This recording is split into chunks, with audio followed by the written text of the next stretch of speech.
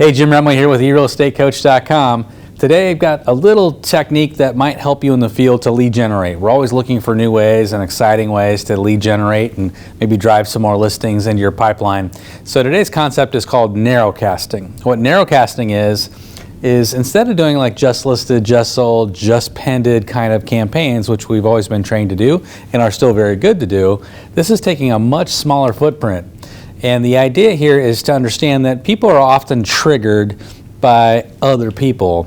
There's a great book that you all should read called Influence by Robert Cialdini, and he's got some great ideas in there on how people are influenced by other people. One of the things he says is whether the question is what to do with an empty popcorn box in a movie theater, throw it away.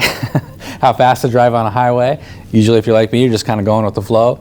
Or how to eat chicken at a dinner party. You know, it's always kind of a messy event. What people are doing around us will often define how we act. So a lot of times people call that social proof. Homeowners that are near somebody that is selling their home often follow that pattern. So they get triggered by what their neighbors are doing. And we're going to use that to our advantage with narrowcasting.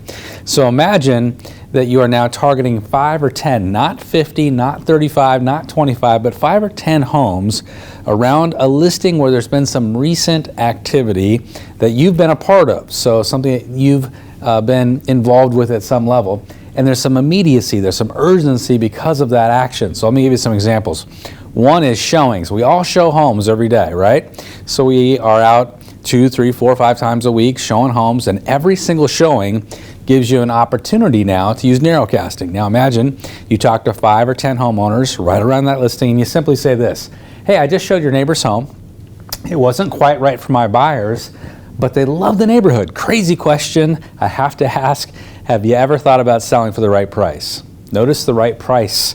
When you add the right price, if anybody's at all thought about selling or has been triggered through that social proof that Robert pointed out to us, this might be an opportunity for you to start into a conversation, maybe take a listing, or maybe even sell the home to your buyer. So it's an opportunity. Here's another one. Offers. You write the offer on the home. So another script with those 5 or 10 folks that are right around that listing. You might say, hey, I just wrote an offer on your neighbor's home. Always a good idea to point. This morning, just wondered if I or my office has another buyer for this neighborhood, and we likely will, if you would ever consider selling for the right price, because I love the neighborhood.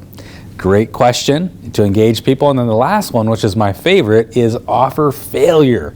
So you write an offer, but you maybe miss out in a multiple offer situation, or you can't come to terms with the seller.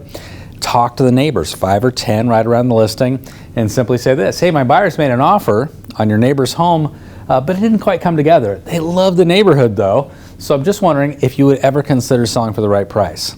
Having that live buyer and that sense of urgency will unlock a lot of conversations, and conversations lead to closings. If you like what you're hearing and you want more, check us out at eRealEstateCoach.com. We've got a lot of free classes, we've got mastery courses, and we have a whole coaching program called The Path we'd love to have you check out. Have a great day, good selling.